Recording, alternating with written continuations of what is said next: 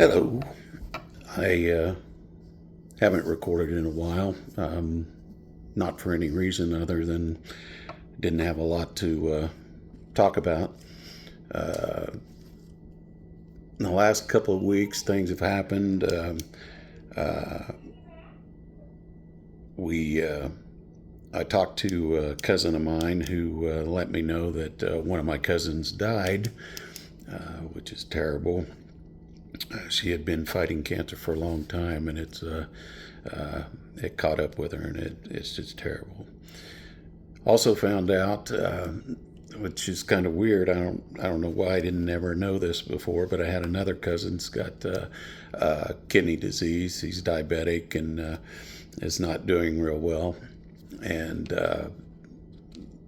in talking with my cousin, she talked about her dad, who was one of my favorite uncles, and he died here a few years back, and I knew he had done dialysis, but I didn't understand why, what health problems he had. I knew he had some heart problems, and then went on dialysis and such. Well, it just kind of sounds like he had kidney disease. So anyway, she did the dialysis with him at home, and so she knew all about what what I'm looking at. Anyway, with that said, I did have a call from the transplant coordinator at St. Luke's, and they asked about a bunch of things, health things in particular, and I I was kind of it took me back. Sufficient to say, I was not ready for that phone call at all. I guess I always thought, things would just progress to dialysis, and then, you got bad enough, you have a transplant or whatever. But after talking to her, which they put me in the database, I guess. But after talking to her, I did some research, and I looked up St. Luke's, of course, and the information on transplants, kidney transplants in particular, because they do heart, lung, liver, pancreas, which I didn't even know you could transplant a pancreas, and intestines, which I didn't know you could transplant. Evidently, you can transplant about anything, but for a kidney transplant, I did find out there are about 94,000 people at any given time on the wait list. The It all depends on your blood type, all of that, but it also depends on the geographic area that you're in, because areas like California and the Northeast, there's a lot more people on the waiting list there than there are in the South and the Midwest. The And that is, I think, probably for deceased. Well, I know it is for deceased donors. If you have a live donor, it's immediate. You don't have. You're not on a waiting list. You have the live donor. That doesn't mean that it happens the next day. It's a long process. It's about a 2 to 3 month process for the donor to be qualified. They do physical and mental evaluations, psychological evaluations. There's a lot of things that I didn't know. In particular, of course, you got to be healthy and everything, but you can't have a body index over 35. You can't. They don't want a smoker or a tobacco user. They don't want, anyone that's had health problems, and that makes sense. That some of the questions they asked me were if I was a tobacco user, and luckily for me, I'd quit chewing almost 5 years ago, I guess, 4 years ago. They ask surgeries, if I've had surgery, if I've been in the hospital in the last year. not real in-depth stuff, but it's just the preliminary to get you into the system, I guess. In my research, I was wondering, why so quick? Because I'm at a 25, and usually, you're thinking you'd be in category 5 or stage 5 kidney disease before you would go into a transplant, but that's not always the case. A lot of times they will do a transplant because you are declining faster than they would like. I have a feeling that's probably why they did mine, because I had declined in the last year quite a bit. So I think that's why my doctor recommended me to them, or them to me, or whatever. They're in his office anyway. So the transplant takes a while. If you are waiting on a wait list for a deceased donor, you can be waiting anywhere from 3 to 5 years for a kidney transplant. Of course, live donors are completely different. You just have to be qualified and so on and so forth. So it makes sense to get on that list as quick as possible, I guess. There's a downside to deceased donors. It's about a 3 to 5 percentage point less likelihood of long-term survival, 1 year survival, 5 year survival, so on and so forth. They don't last.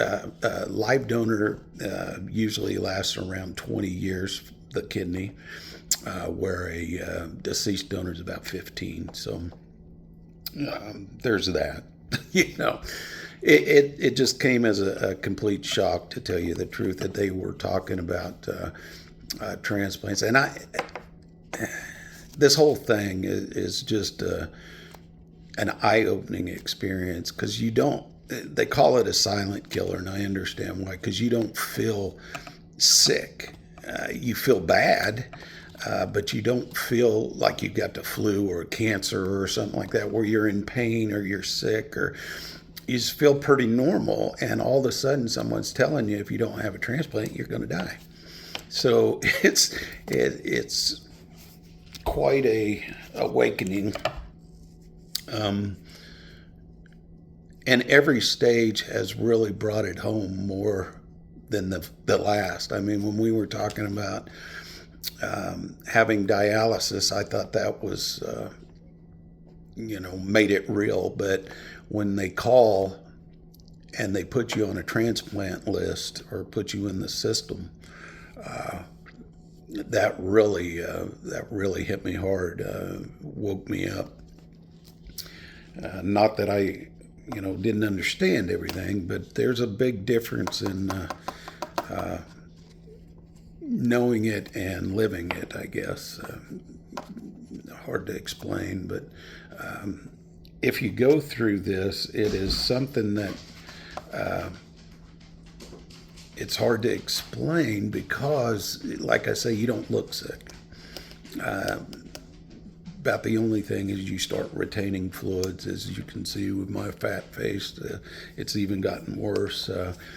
You retain it in, your hands, your feet, your ankles, your belly, your face.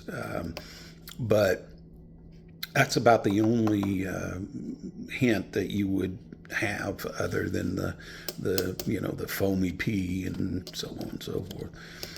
My back has started to hurt more, I've noticed, and it's pretty much a constant. It's not like it goes away. It is a constant pain that I have, and it's not a pain. It's just a gnawing soreness, just right under my rib cage in my back. But other than that, you don't feel that bad. I have been sleeping a lot more than usual. I did have iron transfusions, had 5 of those, and that's supposed to help with the tiredness. I think it has, because I kind of go every other day. One day I'll just be in bed all day long. I can't get out. The next day I'm fine. Feel good. Don't even need a nap. So it's kind of up and down. Today's one of those days where I feel pretty good. Yesterday was a day where I didn't, and you know, that's just kind of how it is. But I guess I just wanted to update everybody that the transplant is in the works, I guess. I don't know. I'm supposed to hear back from them sometime, but I don't know what to ask, to tell you the truth. All the quest or all the statistics I've read, so I kind of understand transplant process and so on and so forth. But I don't know how the system works because, like I say, it's 2 to 3 months for the donor to even get qualified if it's a live donor. And, of course, if it's a dead donor, there's no qualification. Yeah. Being in the Midwest, I guess that's a good sign. You can also be on the list in other regions. So there's 200 and some odd transplanting centers. So, I could be on the list here in Kansas City or Dallas or Denver, St. Louis. What they're looking at is being able to get to those places within hours, as you might imagine. That's why deceased donor kidneys aren't quite as good as a live donor, is because they have gone without blood flow. The longer without blood flow, the less healthy it'll be, I guess. They are good for up to 24 hours pretty much on the deceased, so you have that long, but it's not what you want, and I would think that usually it would be, you would get one quicker than that depending on what region you're in, but I don't know. Maybe I'll hear something else in the next few weeks, but so far that's all I know.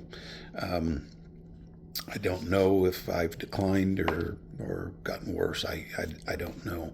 I am glad it started as now instead of waiting until, either I'm in bad health or something that disqualifies me from getting a transplant.